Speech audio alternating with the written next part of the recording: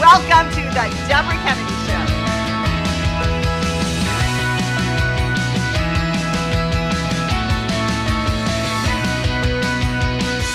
I have a very special guest tonight, Miss Jodi Lynn. So excited to have you. Thank you. You are such an artist, and it's such an honor to have you on our show. We love women that empower other women and lift those other women up, and you are one of those women that touch lives, and I'm so excited to have you with what you do for the community. And you just recently won an award. Tell us about that. I did. Jodi. So I am currently, the year 2022, an art pop street gallery artist. My work is all over the place in the Charlotte region. There's like 13 counties that are included. It's on billboards, it's on digital billboards, static billboards, and I'm privileged to be part of this program. It's really designed to bring art to all through ways of an art gallery that's everywhere. How amazing, and what an honor to be on a billboard, multiple billboards. You're one right here in Charlotte, very close to you. So if you're driving home tonight, you'll see it. Just Brookshire Boulevard. But I'm sure that's an honor that not many people, you said how many people are? 20 per year. So that says volumes about you. But it's not only about your artistic flair, and you do so many different forms of art. You do pottery, you do silhouettes on pots and clay, and you do wedding platters, you do ceramics, right? What is your favorite medium, and how did you get involved? So my favorite is working with clay. So I roll out clay and I journal on it. I usually carve people I've met, and I'm going to put you on one of my pieces. I'm so honored. It My is heart's fun. been powder. It is fun. For me, it's just a way for me to connect to the people that have come into my life, and it's been a fun journey. I started at Central Piedmont, which is the community college here in the area. Right. And I started because I needed a way to get out of the house with small children at home. I kind of needed an escape. And it grabbed me, took hold, and I absolutely love it. So nothing previous to that. So you were like, not much. No, not much. I mean, sixth grade, right? Pinch pot. Yeah. Yes, I remember those. Yeah. Yes. No, my degree is something totally different. I worked in a field where I actually worked for Lockheed Martin for 8 years in the space industry, so totally not related to art. And then came here to Charlotte and started my art journey in about 2000. And this was your dream, like something that just fell in your lap, really, basically. And I think all roads lead to the path that you're supposed to be on. Absolutely. And so, how amazing that you're on this journey and that you're truly gifted at it. Like, if this hadn't happened, art would have never found you. Yeah, who knew? I started at Central Piedmont just to maybe get some experience, get out of the house, and then it took hold, and turns out I'm pretty good at it. Pretty good. Hey, girl, you have a billboard. I know, I know. Yeah, that's pretty amazing. A billboard. Yes. Well, our media director discovered you because she purchased a couple pieces of your art. Yes. And I love your story, too. You're not making art for the masses. No. You don't. You make a few unique pieces. You said there are 12 pieces featured.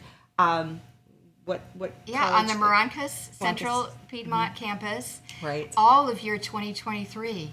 Can't sell them because they're featured, right? They're featured, yep. They're going to be there for the students to enjoy. And it's going to be neat because they're going to be able to look on those pieces and find people that look like them. Right. I try to be all-inclusive. I try to create people that I've seen, people that can relate to other people that see them. So they're going to find themselves on those pots, and that's exciting to me. That's very exciting. We're going to take a quick break, and we're going to show some of your art that's featured right now.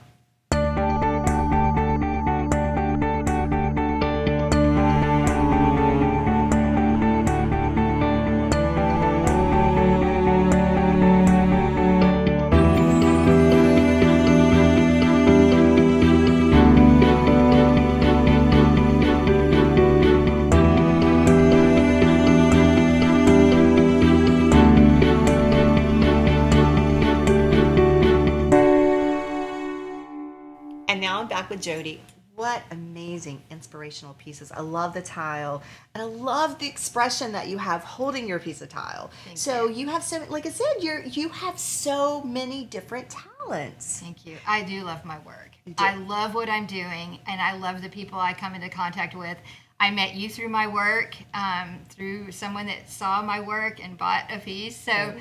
And that we're connected to you. You know, we're all connected, right? I love that story, Jodi, because we are in Yes. so many different areas of life. You know, this is a decade that you're going through, and art will follow you the rest of your life. But imagine through your art how many people you can touch and how you may change their lives, and maybe even allow them to pursue their dream. I do. I talk about ceramics often, actually, because I love it and I Right. love touching it. I love the form. I love what it does. It's very therapeutic to disappear in an art form, and I can't get enough of it. And I think that it does show when I talk to people about my work, how I journal in my pots. And it's been a great experience for me, and to win this Art Pop Street Gallery Award and to be part of this program, that program is fantastic, and it really does bring art to the community.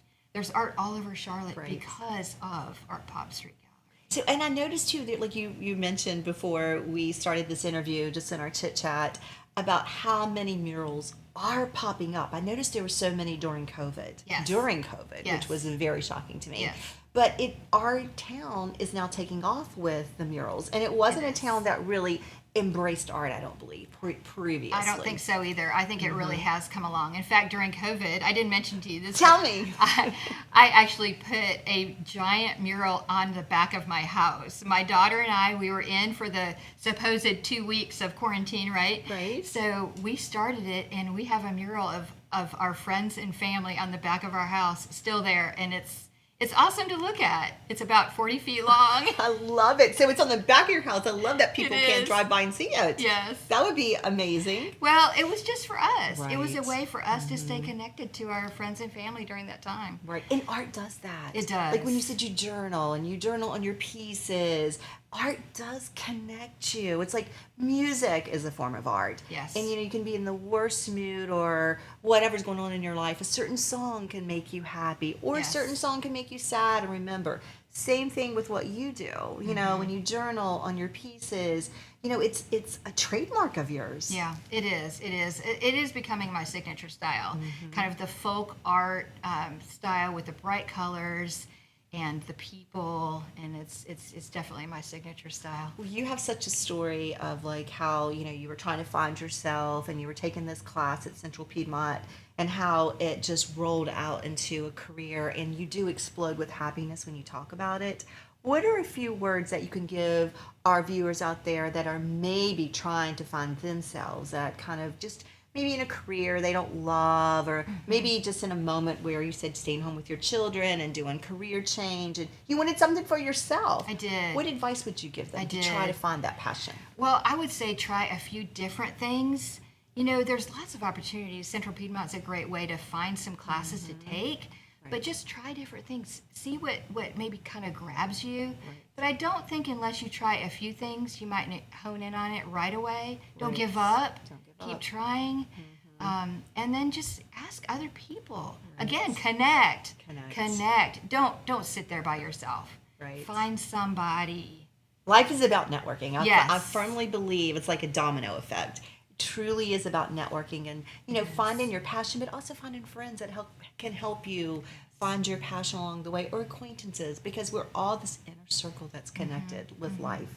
Absolutely. And you have made our show tonight so amazing, because you are one of those people, and I thank you so much. I'm so honored to have you. We're connected. We're connected. I love it, Miss Jodi. So find your inner peace, find your passion, just like Jodi did. She was at a struggle and finding something that gave her happiness, and she found a dream that she excels at. You can do the same. Just follow your dream and never give up. If you are in the fashion, art, or entertainment industry and would like to be a guest on The Deborah Kennedy Show, just go to DeborahKennedyShow.com and you could be a guest just like me. Tonight I have a very special guest, Irina Cozma, who is a career counselor specialist and a leadership developer. Welcome to the set tonight, gorgeous. Thank you so much for the invite. I love what you do because there are so many women out there. We deal a lot with empowering women to be their best selves. And we were talking a little bit about with the chit chat previous to this interview about following your dreams. And life is so short. We don't know how long we're really going to be around. And you deal with so many women that get a pit in their stomach when they have to go to work every day. Well, you're here to change that, right? Yes, I think it's important. As long as we know we have one life, it's good to be more aware of our life and enjoy the ride a little more. Right. And during my work with different clients, I developed a 3 steps framework for people to find their calling, find a career that makes sense to them, find the purpose. And should I go into? I would love it. What are those 3 steps? I don't want to be too technical. No, but I want to hear it's it, girl. important. I'll break it down if it's too technical. So the 3 steps are go deep, go forward, and go broad. Okay, so we're going to go deep. So go deep inside of yourself. Is that what go deep means? Tell us. So let's break it down. Break it down. First we go broad. Right. We go broad to understand what our cliches and what our preconceptions that we should do that or we should do that or I am good only at that or at that. So And you were let's talking find- about like your parents wanted you to be an accountant. Yes. Same thing. That is Yes. preconceived. My parents want me to do this, but that's not really what my dream is. Yes, Broad. That's broad. Very Okay. good point. Yeah. So let's broaden our perspective. Let's bring new information into our brain of what's possible. So let's open up a world of possibilities before we jump. This is what I tell to my clients usually. Don't invest time and money and just jump without making an informed decision and making sure that you kind of know what this next step in your life is. Because I find it sad. It's sad to stay into a place where it doesn't make sense to you, but also it's kind of wasting time if you jump and jump and jump in a haphazard manner. So my whole philosophy in a way of career counseling and coaching is make an informed decision. That's important to me, and that's important for my clients also. So go broad is a phase of experimentation, of learning, of talking with people, of bringing new information into your system. And during this exploration phase, you learn new things, and you start thinking things that are possible for you that you didn't know that are possible. It's a phase that usually takes longer than you might want. It's a phase that feels like it's never going to end. You cannot find your answer. Where is the answer? Where is the answer? People are very impatient and they want to jump immediately. And I'm like, no, don't jump. Make sure. Get more information. However, at one point, the end of this phase comes, and then the next step is to go deeper and make sure that, again, don't go to school again and don't invest money and time before actually touching a little that work, that next career. So go deeper is all about volunteering, finding a project, finding a side hustle, get closer to the work before you do the jump. Right. And go forward is all about now you know what you want. It becomes a job search type of process. It's like update your resume, interview skills, and start applying for jobs. So go broad, go deep, go forward. So I will say that would be different, the reverse of what I would think. You get the resume together, you search for a job, you see what job is the right match. So I love your formulation. But I will say a lot of people, women and men, are stuck in this rut where they work for a paycheck, they have a family that they have to provide for, they need to pay their rent. So that crunch in their stomach when they have to go to work every morning is a crunch because they need that paycheck.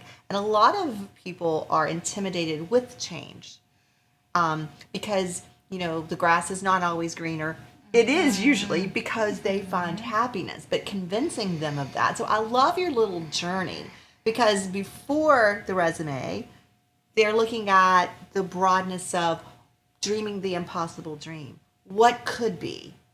What could happen that possibly I didn't think could happen until I researched it and allowed my mind to envision this, right? That's so important, this mind of ours.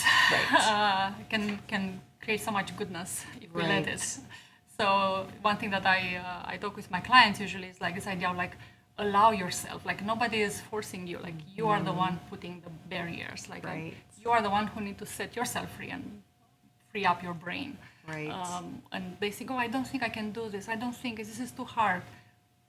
Don't put that barrier yet. Like, Right. hold your horses. Imagine the possibility. Nobody's telling you. Right. Nobody's hiring you for the job yet. You are far away Right. from the last step. For now, just imagine the possibility. Imagine the impossible, because it is a possibility. I love your story because you played volleyball for 8 years, and that you were a professional player, but you wanted something different. You wanted something, something that did not hold you down. Correct?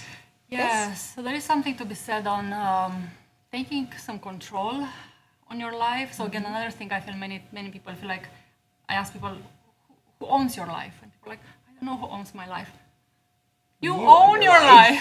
You get one.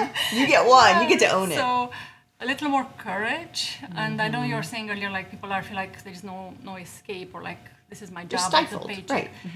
Another thing, another possibility, and broaden the perspective, there is this concept called polarities, where you can hold two opposite views in the same time. Doesn't need to be one or the other. Right. Can you hold both, or can you think what's in between the two? People usually say, I can do only this, it's only this, I cannot see anything else, or it's this or this. Right. Usually there are more answers. The gray area in between, there is the fun of life happens. It's not so Right. black and white. So, okay, you need a paycheck, I understand practical side of life, but you have nights, you have weekends, you can explore, you can figure it out. It doesn't have to be just this. Right. So dream the impossible dream and jump, because you only get one life. You also do leadership development, leadership for those leaders that are in jobs. What is your formula for that? Leadership is such a cliche word, and so easy to be in a leadership role. It's so hard to be a good leader. Exactly. What makes a good leader? What makes a good leader? Somebody who should care about the others more than they care about themselves, and that's very hard to ask from a human that usually reached the leadership role because they cared a lot about themselves. And we like to win. They cared about their career. Right, they cared they do. about their expertise. Them. That's what got them their leadership Right. job. And now you need to let go to all of that, and all these people, they are your priorities. It's Right. about Because them. they make you the leader that you are. Yes. Your people. Right. And again, it's not me versus them. It's both. Us. It's another polarity, Teams. Right. Yes. It's not like I'm giving up. It's together. So you train them to not only think of themselves, but think of those surrounding them or that work under them. What other? Yeah. So there are this tidbits. kind of standard people skills, like to be a good coach, to know how to delegate correctly. But there are also skills like basic skills in a way, decision making. Decision making is such a fundamental. Like we make decisions every day since we wake up in the morning and until we go to sleep. In a role in a company, a leadership job, decision making is fundamental, because if you didn't analyze the data, if you didn't collect the data, if you didn't look at options, and you didn't make a decision on time, and you didn't follow up, on all this, we say decision making, but it's a chain of action that needs to happen. And a good leader knows how to go through that chain in a way that at the end there is a good decision that Right. will help the team. and the Everyone, the company. team. So this decision making is a critical one. Influencing skill is another critical leadership skill, because it doesn't matter how amazing ideas you have for your team, you want different things. If you cannot get buy-in for different other people Right. to put them in practice, they are never going to see the light of day. Right. Inspiring, so important for a leader. So hard. Yeah. How do you inspire? How it's a lot. I think it's a learned skill. I think all of the skills that I'm talking about are learned. Nobody's born a leader. You are Right. becoming. I think it's a very unnatural thing to be a leader, because you don't born like that. You become one, and it's hard work. And this is what I'm doing with my clients. It's work every day, every week, every hour. If you want to be a good The one. investment. Yes. Yeah. Again, you can be a leader every day, all day long. A good Right. one, very hard to be Very one. hard. Right. So just for our viewers out there that are maybe transitioning into trying to find a new job, trying to jump, trying to really find themselves and make the most of the one life they have, what is the one line of advice you would give them? One. Trust yourself. Trust You yourself. have it inside of you. Okay. That's great. Yeah, I really believe that we all have it. It's a lot of work. People Right. give up sooner sometimes.